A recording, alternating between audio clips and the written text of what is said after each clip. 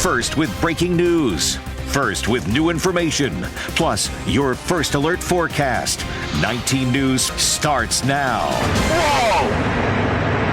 Whoa! Whoa is right. A lot of pictures coming in from the big boom many of us heard this morning. Unbelievable video we've been seeing. A meteor nearly 6 feet long, weighs about 7 tons. Thanks for joining us first at 4. I'm Nicole Versansky. 6 feet long and 7 tons. That's something. I'm Brian Duffy. NASA says the meteor exploded just north of Medina. So the experts at the Great Lakes Science Center say we actually see them all the time. It's apparently kind of a rocky or metal piece, a fragment that's floating through space, and it comes into contact with our atmosphere, and it's that friction that creates that streak of light that we see. And what we heard today is that this was the equivalent of 250 tons of TNT. Which explains why a lot of people heard it. Keith Grant continues our team coverage of the big boom.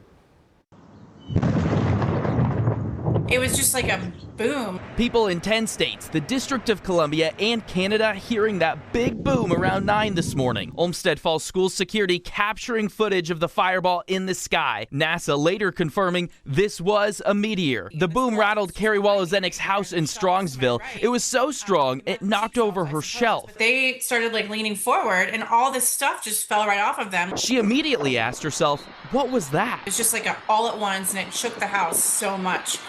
I'm picking up glass. That's how, what was that? Everyone in Northeast Ohio hit social media asking that very question. You go from, did something fall on my house? Was there a home explosion? And miles away from Wolozenik, people feeling the same boom. I heard it my house shook. It literally felt like a car hit my house. It freaked me out. Hope Indahar's first guess wasn't a meteor. I thought my dog knocked over a trash can or something super heavy. But nothing inside explained it. I was peeking out my window, checking my Ring camera. It's a fun, where were you on this moment?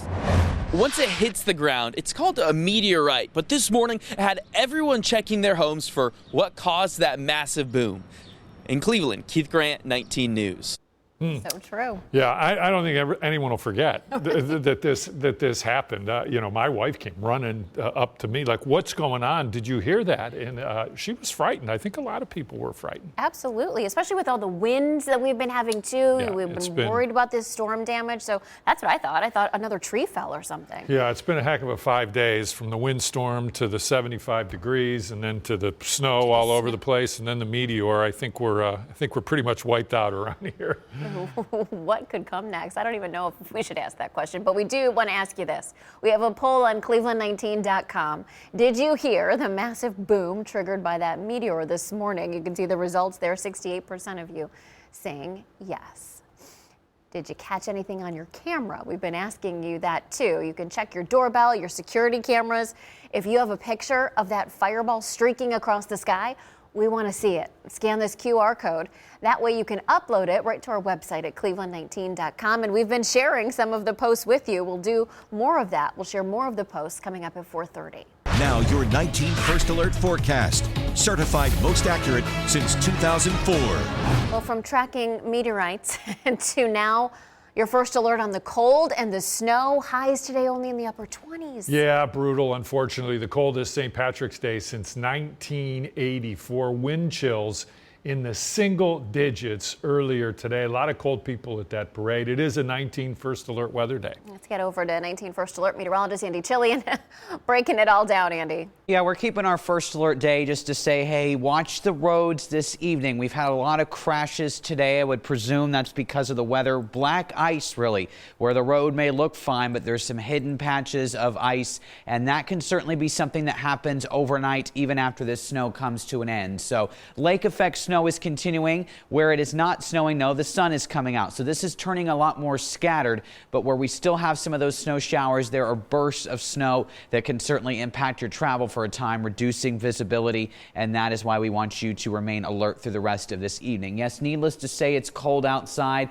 22 right now in Cleveland as that last bit of snow was moving through at least Hopkins, but feels like 10 degrees, and it feels like the single digits from Akron to Canton down to New Philadelphia and even Ashton Ashtabula as well. Taking a look at the first alert Doppler, though, we're not seeing any persistent snow band per se, but a lot of this activity is shifting south of the lakeshore now. So in Parma to Strongsville, for example, Solon, southern Cuyahoga County, back over to parts of Lorain, and that would include travel on the turnpike. You're getting basically just one after another. It's like a parade here or a train that's just sort of lined up with one snow shower after another. So it snows heavily for a bit, the sun comes out, then it snows again, and you know how it goes, but reducing visibility, and that can certainly lead to some hazardous travel. So that's what we're watching for. This activity will generally quiet down after sunset, after 8 o'clock or so. We're quieter overnight with temperatures in the 20s, but it'll be very cold to start the day tomorrow as well. So I'll track the remaining lake effect snow for you coming up. We do have some rain to end the week, so it shows you we're not going to be cold for very long. And I'm talking about at least a warm start to the weekend before our next front blows through. How cold are we going to get? We'll talk about it with the First Alert 7-Day coming up in just a bit. Everything was moving in slow motion, but actually it was going fast, but it was just your heart was pumping fast. You didn't know what to do. Tough situation for a lot of people. Complete standstill on 77 North this morning. This is just south of Akron after a 23-car pileup shut down all the lanes near the Arlington exit. So the highway is now finally back open, but first at 4, Isabella Roberts spoke to that driver you just saw who was caught in the middle of it all. Behind me, you can see cars slowly start to make their way past this 23-car pileup on 77 North. Now, I spoke to someone who was involved in the accident. Luckily, him and his family are okay, but he says it was chaotic and like a scene right out of a movie. Cars just hitting everybody. Purvey Smallwood knows firsthand how dangerous this morning's conditions were on 77 North. I wasn't seeing any red lights or anything, and it was a complete whiteout. The 23-car pileup happened around 11:30 this morning, just south of the Arlington exit, as snow made visibility nearly impossible. By the time Smallwood realized what was happening, there was no time to react. Next thing you know, cars just started getting hit by trucks, pickup trucks. His car was hit multiple times. He and his family, out running errands, walked away safe. There was nothing you can do. All you had to do was just try to survive, and luckily God was with everybody. Yeah. And everybody came out pretty much safe, a couple bumps and bruises. He says the scene looked like something out of an action movie. You see these things on TV all the time, different places that's not prepared for snow or whatever. This is what it seemed like, you know what I'm saying? Because it was a complete whiteout. Bill Holland, chief deputy of the Summit County Sheriff's Office, says those involved suffered only minor injuries. A remarkable outcome given the scale of the crash. Smallwood says he feels fortunate to be standing here tonight. God was with me, and he with us, everybody that was out there, and I believe that's why we're all able to stand and talk about it. Cars can be replaced, these lives can't. The cause of the crash remains under investigation by the Summit Metro Crash Response Team. In Summit County, Isabella Roberts, 19 News. This is a 19 First Alert breaking traffic alert. And thankfully, all of that bumper-to-bumper traffic that it caused for miles on end has cleared away on both 77 North, where that crash was, and on the southbound side, where you saw all of those Curiosity delays. But this isn't the only crash that is also cleared. You're giving the green light over at 71 by Snow after a crash is blocking part of the northbound lanes there. But now I want to bring you to Akron, where there's a crash that's on the ramp that goes from Perkins Street to Route 8 southbound. You can see that we have a police cruiser and an ambulance, and it looks like these two cars that were involved in the crash. So drivers are still able to go from Perkins Street onto Route 8 southbound, but if you're coming from this area, that way of getting on that ramp for you is going to be partly blocked. So you'll just have to kind of go straight and then make your way around there. And again, this is on Route 8 going to the southbound ramp from Perkins Street. So I'll be keeping my eye on that crash and let you know of the updates in my First Alert traffic. There's a couple more that I want to first alert you to here. This one is also in Akron. This is right on Copley Road over by Store Road, not causing bumper-to-bumper traffic. Same for this one that's on Route 303 just west of Akron-Cleveland Road. Cleveland St. Patrick's Day parade wrapped up this afternoon, and while, yes, it was the coldest temperatures in 42 years, it kept some crowds away. For many families, nothing could break a tradition that spans decades. First at 4, Brittany Ware is live downtown, introducing us, Brittany, to one of those families. Yes, Nicole, it's been a party all day long, and that party continues here inside the arcade. We moved inside because it's been so brutal cold outside. You would think 27 degrees and lake effect now would be enough reason to stay home, but for some Clevelanders, nothing, not even the coldest parade in 42 years could break a tradition that is just decades in the making.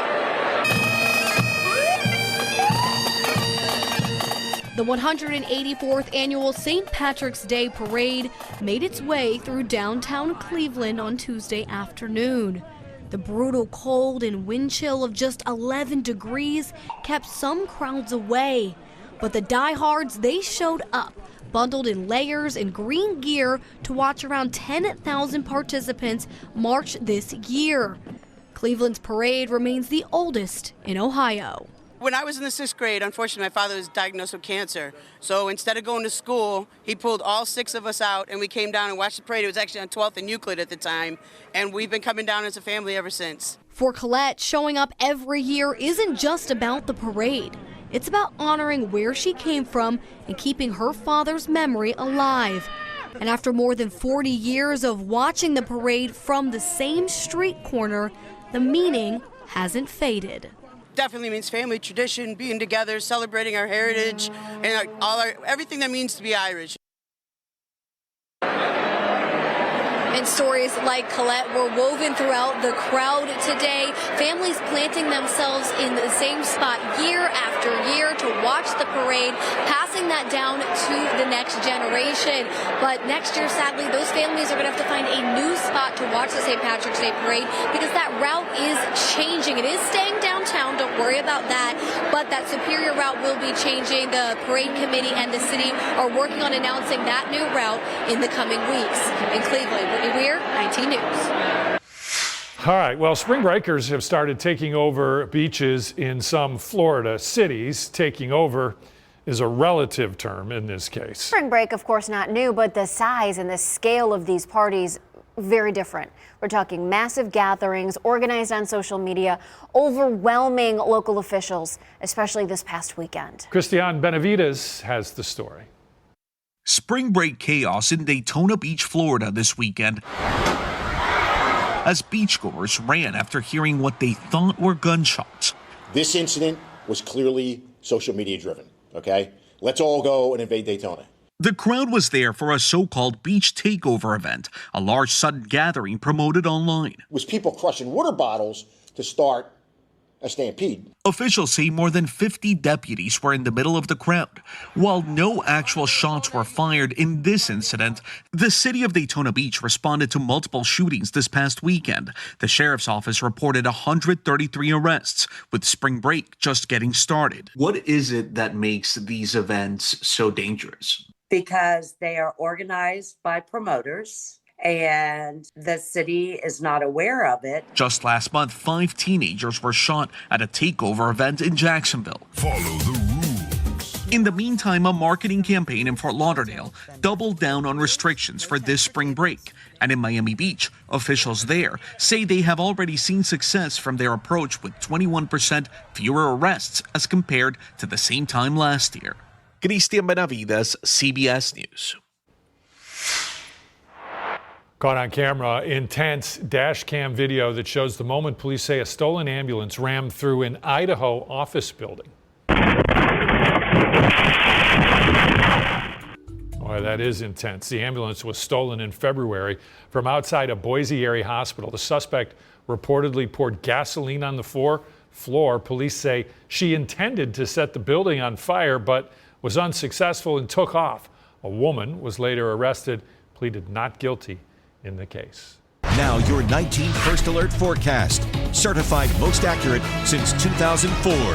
Certainly has been a wild last few days of weather. Nothing major happening tomorrow. We're going to see an increase in cloud cover after we see some breaks for a time overnight, and the chance for a few flakes to fly later in the day, not amounting to much. We will be above freezing. Still going to be a bit breezy tomorrow, but not quite as windy as we've been these past few days. And then we're mild enough on Thursday for some rain, scattered showers mainly during the afternoon hours. Another round of some rain is likely on Friday, the first day of spring, and we'll be trending warmer with temperatures back into the 50s. And at least on Thursday and Friday, I do expect the wind to settle down as well. That wind has not been our friend today. At least it hasn't been to the level of damaging wind. However, it has made things feel colder than they need to be, right? Temperatures have only been in the 20s today. They'll level out here through this evening.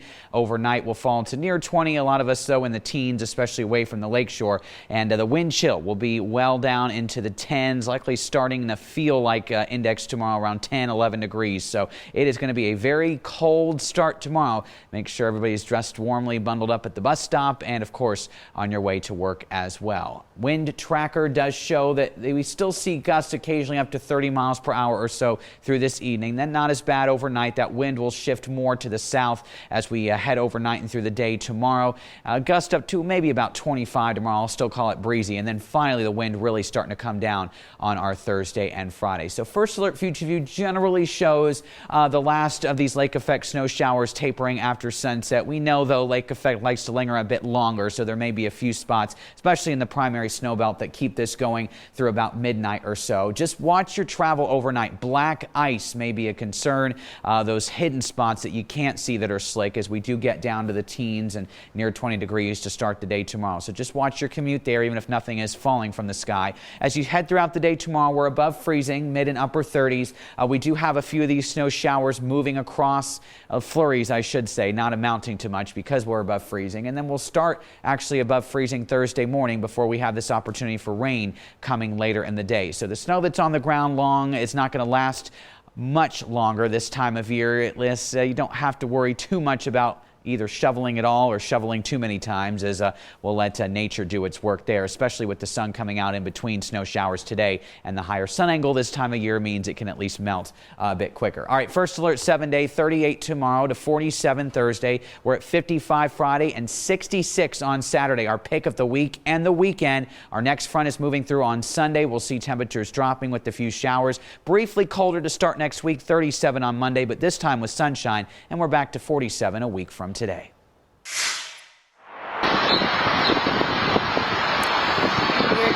Your top 4 at 4, a fireball in the sky. That loud boom, it has startled people all across our area. Plus, sightings we're talking about in several states: Delaware, Illinois, Indiana, Kentucky, Maryland, Michigan, New York.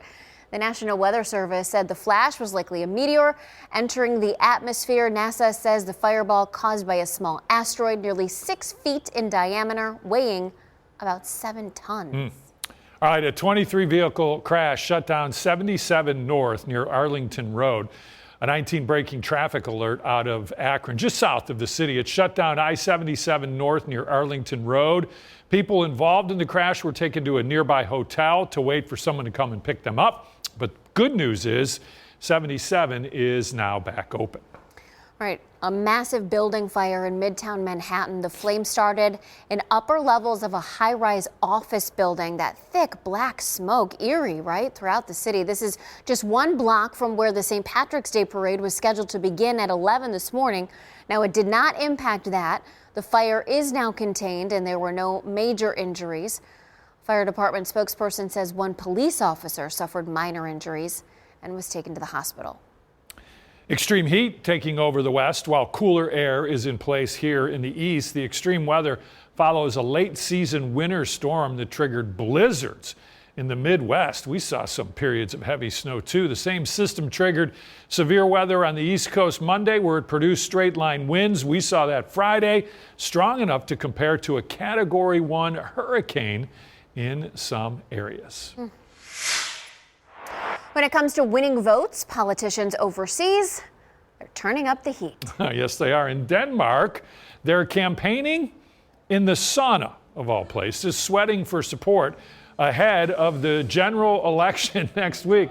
They say it's all about showing the public they're everyday people, not just candidates behind a podium.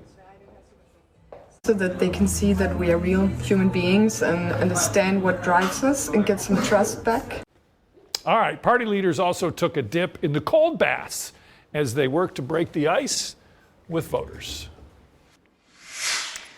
Breaking at this hour, the Cuyahoga County Medical Examiner just told us that the bodies of the 2 sisters who police say were killed by their mother have been released to a funeral home. Mila Chapman and Amor Wilson are at Gaines Funeral Home. Their bodies found stuffed in suitcases, partially buried in a field. Aaliyah Henderson is now locked up on a $2 million bond. Also breaking, a massive crash today in New York State closed Interstate 81 north and southbound. This is in Watertown. 40 vehicles, cars, trucks, including some tractor trailers. You can see the snowy conditions. At this point, we do not know of any injuries. Continuing coverage now on the massive boom that could be felt this morning. People across 10 states in Canada witnessed the fireball in the sky. Yeah, it was something else. We've been telling you, the experts say the blast was like 250 tons of dynamite. Pictures are coming in from all over our area and the state. 19 Data journalist Jeff Slauson is joining us now. Pretty amazing stuff we're seeing. I've seen too many movies to feel comfortable when immediately after that happened. Now I feel fine, right? No little guys running around, no aliens, anything like that. I think we're good on that aspect. But I know for many people, yeah, exactly. We might have some time to figure that part out. For a lot of folks, you may have heard it and then not really registered potentially what it could be. So we want to see what it looked like outside of your house. We know many people have cameras that are recording here. So a quick reminder of kind of what the angle was in which this took place. Kind of split the difference there between Avon Lake and Sheffield Lake, directly over Avon, North Ridgeville, making its way south, Strongsville, Berea, Middleburg Heights, Elyria. All these areas would have gotten a pretty clear look at that. So if you did have a chance to record that on any sort of device, please make sure you send all of those videos to us. We love to be able to take a look at it. And again, this area here in Ohio, that's where we saw the meteor make its way in. Now we've seen this video here, this one courtesy of Hank in Akron. This is while driving. You can tell pretty easily it's a normal day, but yeah, coming right across there. It's so clear as to what exactly that is. And yeah, the look from it, you can actually hear it in there as well. This one courtesy of Julia. This is a pretty insane look at it. You think about how loud that was for those that were kind of along its path, violently shaking a house enough to have a whole entire shelf see part of it knocked down. It's not normally what it looks like. This was the result of that there. Now this one's pretty good here. This comes from the backyard. I believe this one is courtesy of Jared, excuse me. Yeah, so take a look at this on the top right portion of the screen here. This is in the front doorbell camera. You're gonna see it comes across pretty easily right there. Yeah, these are the looks that we've been seeing. In the last video that I want to show you here, again, these are ones that are sent in to our newsroom. Let's get to this one. There we go here. Yeah, so this one is from Pennsylvania, showing you just what that looked like across the sky. These are all, obviously, people recording, able to see it. So again, if you are in that path, you were at work, just check that camera. Look at about 9 o'clock, see what you see, because all the videos that we've been looking at, pretty incredible. Now I can't wait to go home and take a look. Check the doorbell camera? Yes. See what's on there? I will send it to you, Jeff. Okay. Yeah. Well, they've all been good. We've seen a lot of them, and we have a poll on cleveland19.com. Did you hear the massive boom? Did you see the meteor streaking through the sky? Here's what everybody's telling us right now. 68% said, yep, I heard it for sure. 32% saying, no, I'm not quite, I guess you're doing certain things. Maybe you're washing clothes or you're doing, I don't know. But it was pretty loud, that's for sure. Again, we want to see your pictures. Scan the QR code to upload them to our website, cleveland19.com. We'll continue to share them coming up at 5. The science behind the boom. President Trump's NATO allies have rejected his calls for military assistance getting oil tankers through the Strait of Hormuz. The development comes as Israel says it killed 2 more top Iranian officials in strikes overnight. And members of the Trump administration resigned over the war. Erica Brown is on Capitol Hill with the latest.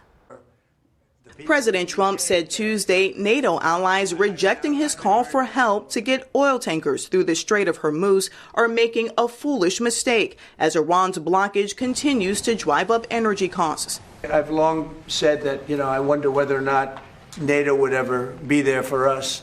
So this was a great test because we don't need them, but they should have been there.